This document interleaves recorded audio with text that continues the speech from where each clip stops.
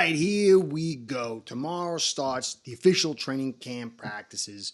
The real deal of all our evaluations is going to be found out as we keep digging deeper and deeper into the season.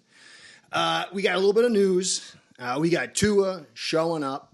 No holdout. Hold-in is in question. We'll get into that. Hill had a great comment about 2,000 yards for the season. Talk was being selfish. And the Dolphins signed Emmanuel Ogbah. And he replaces Barrett. And there's pros and cons to that. And then there's some people kind of saying this thing about Fangio and Ogbah Fangio was no good. And now that he's with Weaver, it's going to be better. And there's some truth to that, some not. There's some pros of Ogbah over Barrett and Barrett over Ogbah. We'll get into that. So that's the three topics for today, guys. Keep pushing my subs if you don't mind. Trying to get to the 10K so the algo gods are very, very happy. I appreciate everything you guys are doing, really. It's tremendous. Just keep me going in the game because I love to do this for you guys. So all the likes, subscribes, comments, and views, all that stuff keeps Curtis doing the thing he loves. Okay, so get into the Tua thing first. Tua is not holding out. It wouldn't be wise. He get fined for that. We have to see tomorrow, will he show up and go through all his practices? Teammates are saying he is. That's usually a good sign that he will. I think he will. I don't think he's going to not show up to practice like Love is doing in Green Bay. And it's because Love already structured things to give Green Bay a break to drag out his contract. And now he's playing, for $11 million. So it really doesn't serve him well to come to practice and because he needs that big contract. And the contract that he wants is what he's shooting for.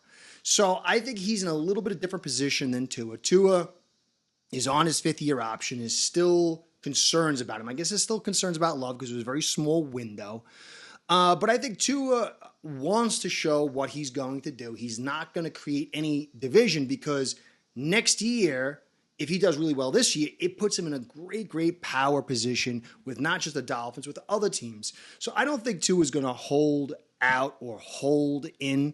I do think he's not going to accept a garbage contract or a contract that he thinks is garbage. Athlete First is a very, very pro athlete. They're about setting their other clients up to see, hey, look, we didn't screw this guy over, quote unquote.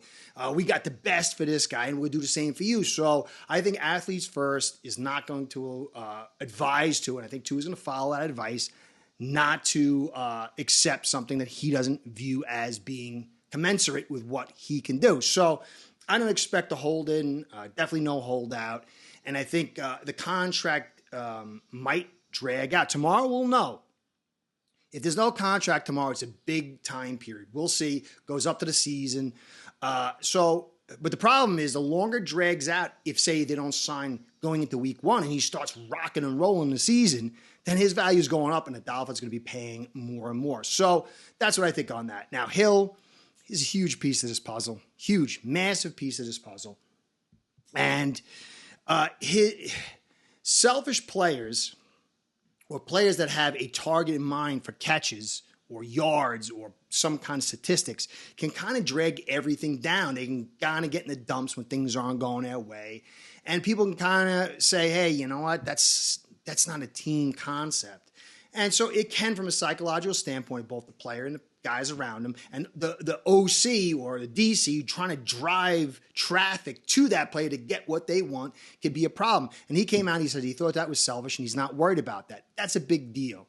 Now, I think, too, part of the reason he's doing this is because he wants a new contract. Next year is a crossroads for him. He's, like I said before, he's going to do everything in his power off the field and on the field to be an angel, to get a new contract here or someplace else. So it's great news. I don't know how much of it's him saying, okay, this is what I want, and how much of it is, hey, look, I need to get the new deal. Maybe it's a combo of both. I don't know, whatever. It's good for us, and that's great news. All right, so I'm going to get into the Ogbah thing. Before I do, guys, I just want to say thanks again for everything you do, because without you, without my sponsors, this show ain't going down. Ace Per Head's betting software is the premier white label platform for bookies to manage their players and grow their sportsbook operation. Click the link in the description below to get set up in minutes. Ask for the Curtis promo and get a special introductory discount. Ogbah is here. Barrett is not. Some people are saying it's not a good fit for Ogbah and Fangio. In some ways, they're right. In some ways, they're wrong. Fangio didn't like him. Maybe he didn't. I don't know. But if you check out Ogbah's production last year, it was phenomenal. It was as good as his big years with Flores and Boyer when you look at the ratio of snaps. Now, I do think some people saying that he's better with his hand in the dirt. I think that's definitely true. But his job last year was mostly to pass rush. He has struggled against a run, even when he was here for a while. 23, 22, 21, 20. These weren't phenomenal seasons in run stop as far as grading it out. 19, he was pretty good. And before that, with the KC, he was pretty good. But then he kind of started morphing more into the pass rusher. He had some really good stops. If you check his stop grades, where is it? Right over here. Stops. He had 11 last year, 7 the year before, 30, 26, and then 21 in 2019. But 11, he only had, let's see, how many snaps total did he have? He had 286 snaps.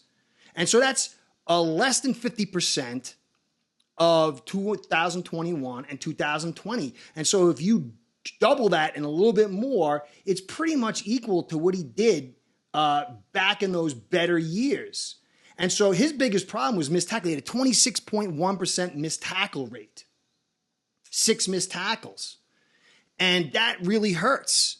But if you go look at his pass rush stats, he had 20 total pressures, and he had 61 and 66 in 21 and 20 in his big years. And so when you double it out, he probably would have had about 50 if you gave him the same number of stats, maybe a little bit more in 2020 when he had almost 800 snaps. But he had 6 sacks last year, and he had 11 in 21, and he had a 10 in 20. So he actually outproduced in effectiveness his sack total. Hits were down, but his hurries about the same, maybe a little bit less, but he's much older now. I mean, it's been 3 years since his big season, and he was injured. So overall, he had quite a good season last year when you add it all up. But he was only a part-time player, 286 snaps. And yeah, he was in the stand-up way more, and maybe he's better in getting his hand in the ground. But I think it's a much ado about nothing as far as Fangio screwing him over or whatever they want to do. It's always, Boyer was terrible. Fangio's going to, and now Fangio's gone. It's always the last guy is terrible.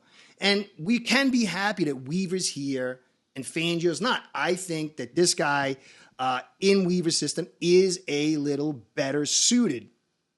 But he's another year older. He's 30 years old. And the difference between Barrett and Ogbah, Barrett was more like Chop and Kamara. You could have helped them understand their physical prototypes and how to accentuate their skill set. I do like Ogbah a lot in Fangio's system. I mean, in Weaver's system, because he can play like that Campbell role and take some snaps away from Campbell. He can drop, he can blitz, he can do a lot of different stuff. And he's not the best run stopper, whether you put him in Fangio's system or Boyer's system or Flores' system, but he is big. 275. And if you look at our early run of teams, there's a lot of running teams there. And then you get the easy game and then the bye week. And that's kind of when Chubb and Phillips will be expected to be back. And not having Barrett meant Kamara and Chop would have had to play a lot more rundowns. And this Ogbah can come in with this big size, and Weaver can work around what he's doing. And you can have a big guy in Ogbah and a big guy in Campbell, and you could put Sealer in the middle. There's a lot of things you can do. Even if you want to run 4 guys across, you could do that as well, and he will help you with that.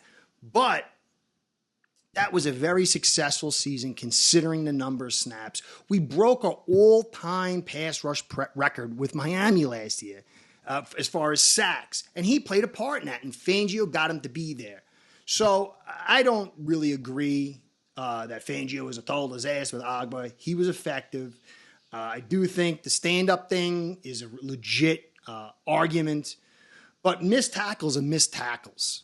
And he's struggled. Even in his best years in 21 and 22, he had 18% missed tackle rate both those years. So his tackling hasn't been good, and that played a part too. Overall, this is a very good signing. It's what we need. We need another big body. I kind of do like Barrett better because he can come in and play that prototype, physical prototype of Chop and Kamara and kind of soak up that position, that style, that speed, the size, the pass rush, burst. That's going to have to be Kamara and Chop. They're still going to have to play that role and maybe a little bit more than usual. But overall, I do like Ogbah's return, and we'll see how he plays in Weaver's system. I don't think he's ever going to go back to 21 and 20. I do think he'll be effective. And so that's it. Good news. Tua's going to be here. I don't think he's going to hold in, hold out. Hill looks like, for whatever reason, he's got his mind right on team first. And then Ogbah is a nice addition. And so Dolphins are set for tomorrow, and let's see how it plays out. But overall, pretty good news to start off. So be well. Go Fins. Curtis out. Start building your own online sportsbook today by getting signed up with aceperhead.com service that'll allow you to book action on sports from all around the world.